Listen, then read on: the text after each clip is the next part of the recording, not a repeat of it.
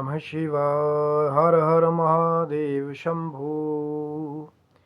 या देवी सर्वभूतेषु मातृरूपेण संस्थिता। नमस्तस्यै नमस्तस्यै नमस्तस्यै नमो नमः। जय माता दी मित्रों, कैसे हैं आप सब। गुप्त नवरात्रि की सभी भक्तों को, जो माँ के भक्त हैं, हार्दिक शुभकामनाएं। शिव शक्तो हम चैनल पे आप लोग का हार्दिक स्वागत है। चैनल पे यदि नए हैं तो विनम्रता के साथ निवेदन करूंगा कि चैनल को सब्सक्राइब कर लें, ताकि हमारे द्वारा बनाई हुई कोई भी वीडियो सबसे पहले आपको प्राप्त हो। वीडियो में दिखाई जाने वाली जानकारी यदि आपको अच्छी लगे ज़रूर लाइक करें, शेयर करें, सब्सक्राइब रखिए चैनल को, ताकि जो भी वीडियो माँ का ऑर्डर होता है, भगवान शिव जी की कृपा जब प्राप्त होती है, कुछ भी जानकारी हमें प्राप्त होती है तो आप तक अकस्मात ही उसको शेयर किया जाता है।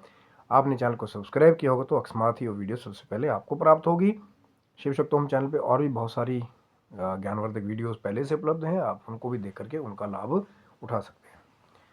जैसा कि मित्रों आपको पता है कि गुप्त नवरात्रि का पर्व चल रहा है। जैसे मैंने कहा था, माँ की कृपा से आगे चर्चा चलेगी कि कैसे जो 10 महाविद्याओं की चर्चा हमने शुरू की थी, 2 महाविद्याओं के बारे में पहले 2 दिन के नवरात्रि पर्व पे चर्चा हो चुकी है। आप वो वीडियोस भी जो है महाविद्या वाली जो है शिव शक्तो हम चैनल पे चेक कर सकते हैं। आज बात करें मित्रों तीसरी महाविद्या के बारे में। लेकिन मैं तभी तो बार बार बात करता हूँ ना कि क्रम से जब हम चलते हैं, जब आप नित्य प्रति आप उन चीज़ों को शुरू से बेसिक जानकारी आपको पता होती है, तो कई बार क्या होता है कि आपका नुकसान होने से बच जाता है। कैसे? क्योंकि जो पहली पौड़ी पे नहीं ठीक से चढ़े, आजकल बहुत सारे साधक लगे हुए हैं कि जो सबसे टॉप का शिखर है एकदम उस पर चढ़ जाना चाहते हैं कि भैया वो टॉप वाली चीज़ पे वो बंदा दिखाई दे रहा है ना, बड़ा बड़ा लोग उसको बड़ा मानते हैं, बड़े टॉप पे बैठा हुआ है।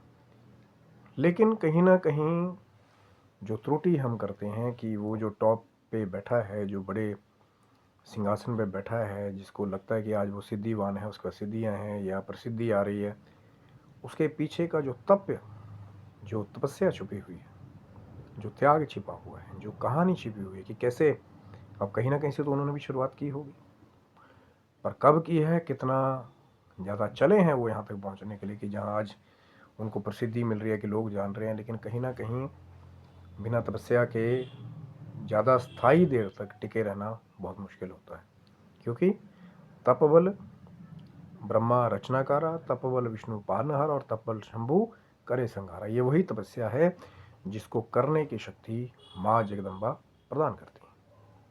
तभी तो कहते हैं ना कि ये 9 दिन जो हैं, चाहे हमारी प्रकट नवरात्रि है, चाहे हमारी गुप्त नवरात्रि है, ये शक्ति संचय के दिन है, शक्ति को बढ़ाने के दिन है। जो लोग कहते हैं कि हम निर्बल है, हमारे पास शक्ति नहीं है, ऐसे ऐसे लोग जो है माँ जगदम्बा की जब कृपा हो गई, मैं हर बार कहता हूँ, तो ऐसा ऐसा रण उन्होंने जीत लिया जो कभी सोचा भी नहीं था उन्होंने कि हाँ हम ये कर पाएंगे। पर वो कैसे संभव हुआ? माँ शक्ति के आशीर्वाद के द्वारा।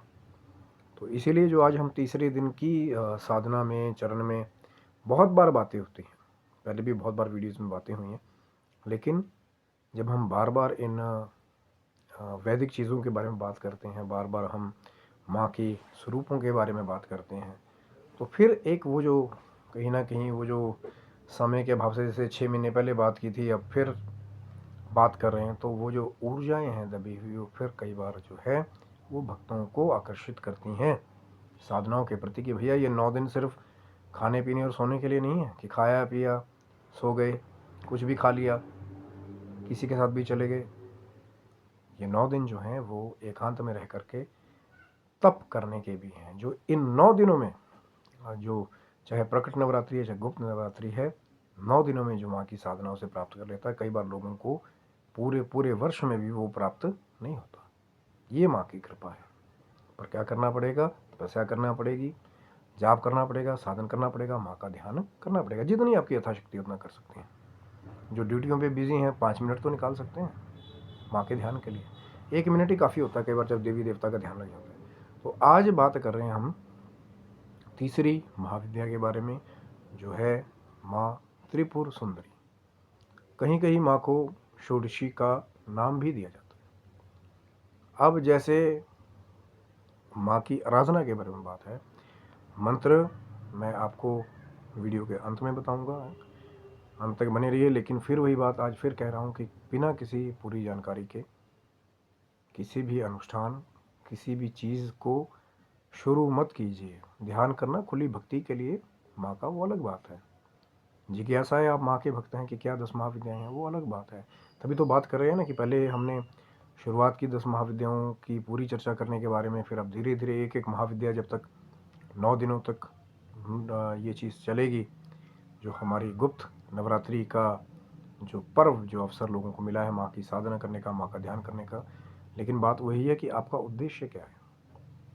अब कहने को तो माँ त्रिपुर सुंदरी जो है वो महाविद्या है, लेकिन जो माँ की तरह पूजते हैं उनके लिए माँ के सभी स्वरूप एक जैसे हैं।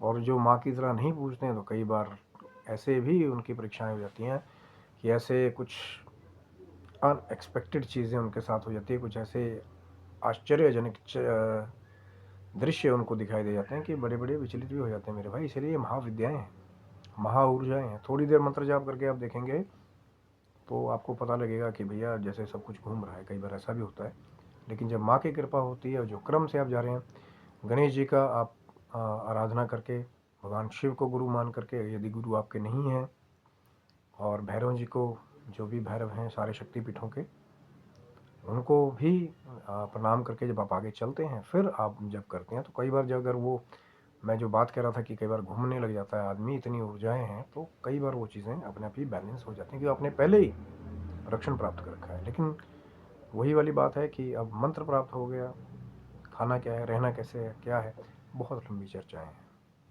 और मैं सिर्फ यहाँ से, अपने चैनल से मैं सिर्फ जानकारी के लिए ये वीडियो दे रहा हूँ। यहाँ से मैं किसी को नहीं कह रहा हूँ कि किसी एकांत स्थान में चले जाओ, कहीं दूर चले जाओ, किसी शमशान भूमि में चले जाओ, चिता की भस्म इकट्ठी कर लो, बिल्कुल भी नहीं कह रहा हूँ ऐसे। सिर्फ जानकारी के लिए कि हाँ, अगर आप, ज़रूर ये है कि गुप्त नवरात्रि में जो साधनाएं हैं वो गुप्त तरीके से की जाती हैं, किसी को बताइए मत, अपने घर में भी कर सकते हैं। अब लेकिन बहुत सारे लोग हैं जो कुछ एक महाविद्याएँ, जो आगे हम सीरीज़ चलेगी बात करेंगे, तो वो कहते हैं जी घर में इनका पूजन नहीं करना चाहिए, अनुष्ठान नहीं करना चाहिए। सात्विक रूप से किसी का भी ध्यान करें, कोई ज़रूरी थोड़ी है।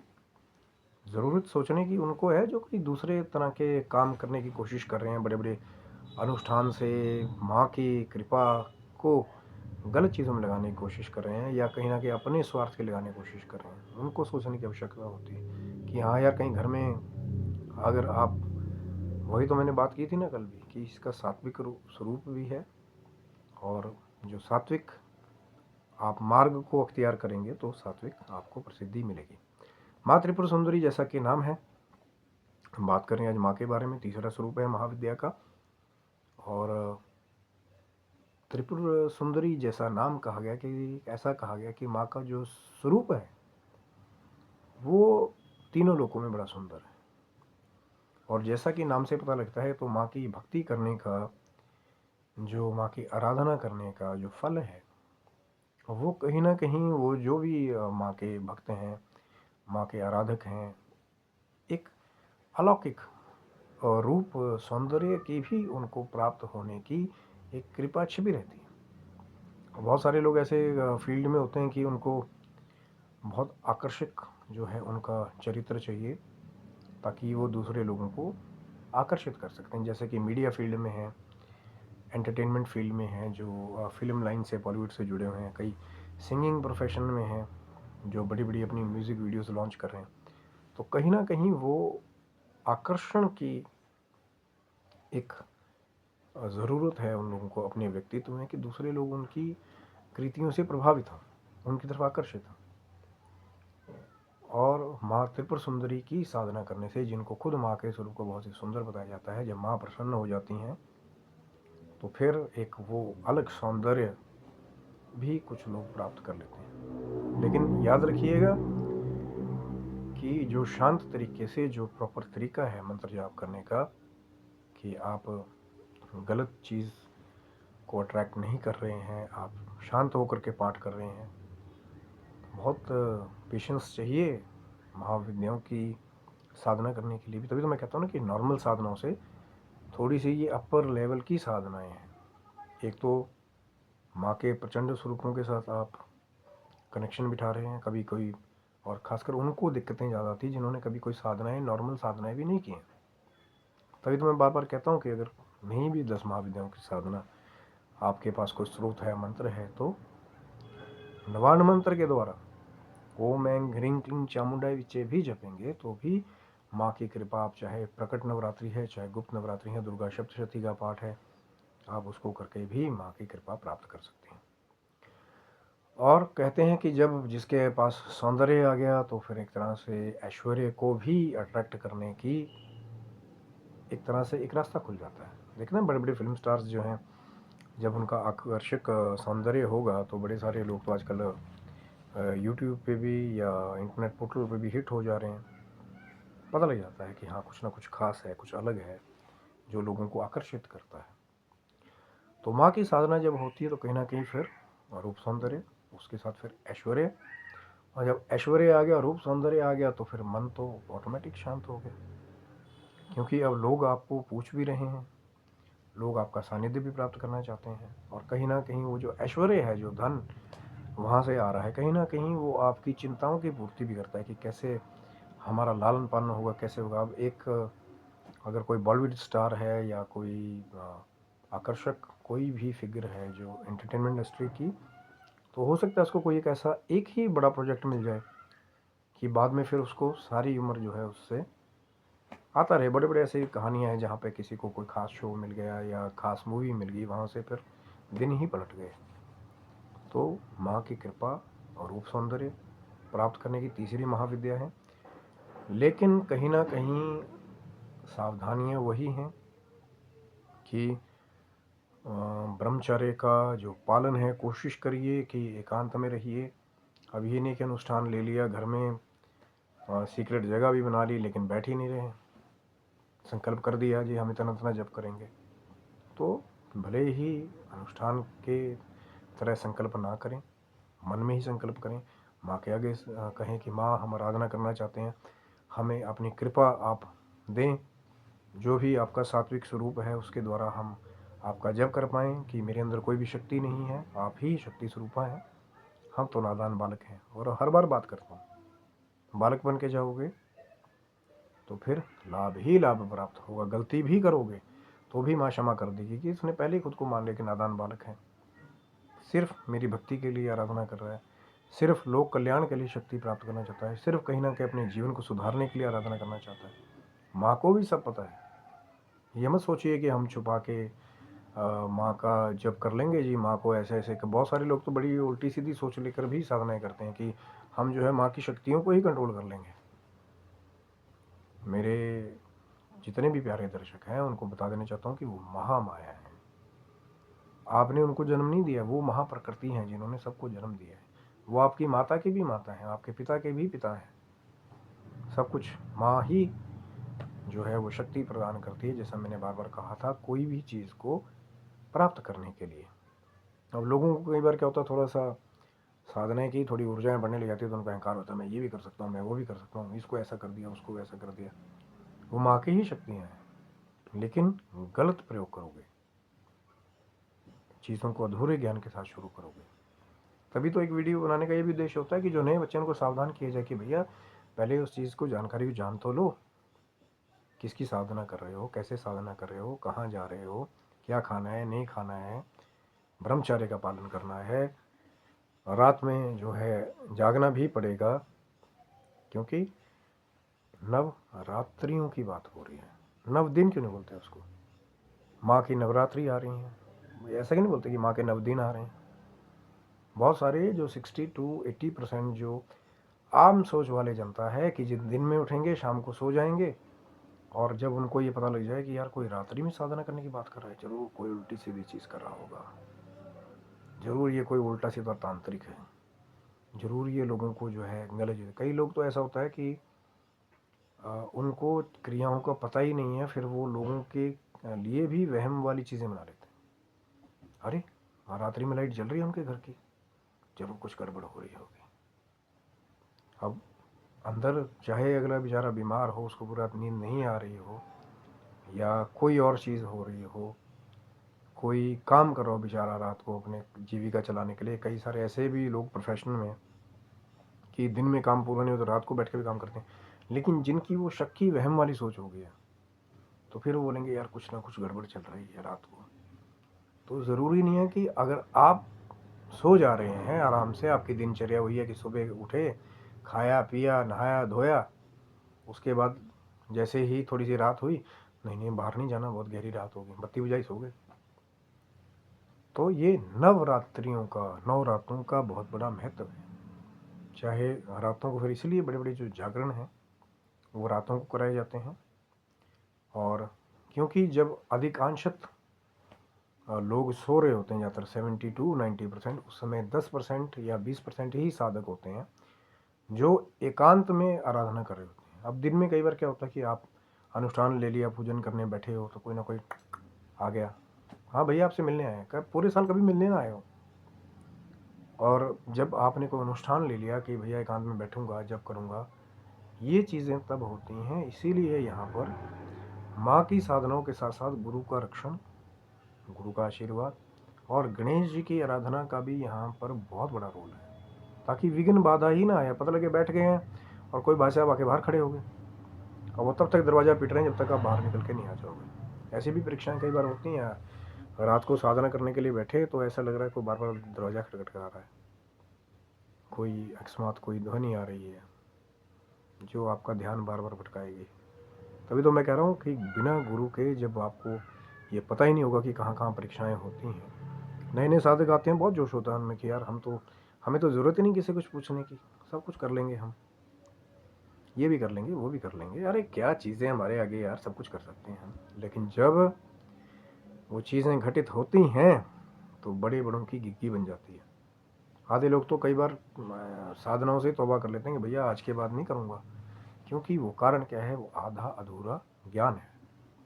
बार बार वही बात करता हूँ कि आसन का पता होना चाहिए, कवच का पता होना चाहिए, कैसे मंत्र के द्वारा अपना रक्षण करना है उसका भी पता होना चाहिए, कौन से उपयुक्त स्थान पे आप बैठे हैं। अब किसी स्थान पे ऐसे चले गए, किसी महानुभाव ने कोई जी इंटरनेट पे वीडियो चढ़ा दिया, हाँ ऐसा करना, रात को वहाँ जाना, ये करना वो करना, अब स्थान के बारे में जानते नहीं हैं, और किसी ऐसे स्थान पे चले गए जहाँ पे या तो लूट लिए गए या फिर कुछ ऐसी चीज़ों के साथ आपका साक्षात्कार हो गया कि वो फिर आपका आगे चल कर के आसानी से पीछा ही नहीं छोड़ती और आपके जीवन को कष्टप्रद बना देंगी। कई चीज़ें ऐसी भी हैं, मैं बात नहीं करना चाहता उन बारे में, क्योंकि prevention is better than cure. पहले ही अपना बचाव करें। बाहर बहुत तेज़ बारिश हो रही है तो रेनकोट पहन करके बाहर निकलिए, और तभी निकलिए जब बहुत ज़्यादा आवश्यकता हो। आप सिर्फ खाली इधर उधर से आधी हवा आधा फायर ये वो कर लिया, चले गए जी हम तो बिना बताए सिद्धि लेकर के आ जाएंगे, सिद्धि का तो पता नहीं। लेकिन अपने साथ दुर्गति लेकर के कई लोग बहुत बार आ जाते हैं, इसीलिए सावधान रहिए। किसी को डराने का कोई मुद्दा नहीं है, माँ का नाम लेकर चलिए, कोई बात नहीं, लेकिन कहाँ कैसे क्यों कब, सावधानियाँ ये भी ज़रूरी है। माँ तो नहीं आपको कह रही ना कि वो उल्टे सीधे लोगों के मार्ग पे चलिए, सब मार्ग बताए मैं दुर्गा सप्तशती में भी, और कुछ खास तांत्रिक सेक्ट्स में, पर पढ़ेंगे तभी तो ना। जब उन ग्रंथों को हम पढ़ेंगे, अब पढ़ भी नहीं रहे हैं और जो एक्सपीरियंस लोग हैं उनकी सुन भी नहीं रहे हैं, फिर कैसे आपका उद्धार होगा। यही एक थोड़ा सा जब नए साधक आते हैं तो चिंता का विषय है, लेकिन हमारी कोशिश यही है कि कम से कम उनको सावधान किया जाए। और जो माँ त्रिपुर सुंदरी की जो अगर मंत्र के द्वारा आप ध्यान करने जाते हैं तो ओम ऐं ह्रीं श्रीं त्रिपुर सुंदरी नमः के द्वारा माँ का ध्यान कर सकते हैं। भोग कोई नहीं, साथ कोई भी लगाइए, 5 मेवे का भोग है आराम से, काजू मगज किशमिश गुड़ पेठा नारियल, सात्विक रूप से भी पूजन कर सकते हैं। वो फिर माँ के ऊपर है कि आपकी भावना को देख लें कि आपकी भावना क्या है। कई लोगों को अगर भाव होगा तो प्रभु स्वयं चल करके आपके स्थान पे आ जाएंगे, और भाव नहीं होगा तो कितना ही मर्जी शमशान घाट में भटकते रहिए, आपको कुछ नहीं प्राप्त होगा। यदि प्राप्त होगा तो कई बार सिर्फ दूसरी आपत्तिजनक चीज़ें, कष्टप्रद एक्सपीरियंसेस। इसीलिए भाव को शुद्ध रखिए। लोक कल्याण की जब आप भावना लेकर के चलेंगे तब जाकर के आपको चीज़ें कई बार माँ भी आपकी सहायता करती हैं कि आप उन शक्तियों को प्राप्त करके, जो महाशक्तियाँ हैं, महाविद्याएँ हैं, उनको प्राप्त करके आप जो है अपने जीवन को सुधारें, अपने आध्यात्मिक ऊर्जाओं की वृद्धि करें और आपके जीवन की जितनी भी जो अच्छी कामनाएं हैं, माँ भी चाहती हैं कि आपको भर भर के दें, लेकिन कमी सिर्फ यही है कि हम लोगों को लेना नहीं आता। माँ के पास तो बहुत कुछ है देने के लिए, पर जो बेटा बन के, जो बच्चा बन करके माँ से लेना सीख जाते हैं तो वो उनकी झोली सदैव भरी रहती है। लेकिन जो खुद को बहुत बड़ा साधक तांत्रिक समझ करके जाते हैं तो कई बार पटकनी भी खाते हैं। इस चीज़ को ध्यान रखिए। तो ये था वीडियो त्रिपुर सुंदरी महाविद्या के बारे में। और आप स्वस्थ रहें, मस्त रहें। आपके जीवन की जो भी भौतिक और आध्यात्मिक उन्नति है, मार्ग है, उस पर आप अग्रसर होते रहें। तब तक के लिए हर हर महादेव, जय माता दी मित्रों।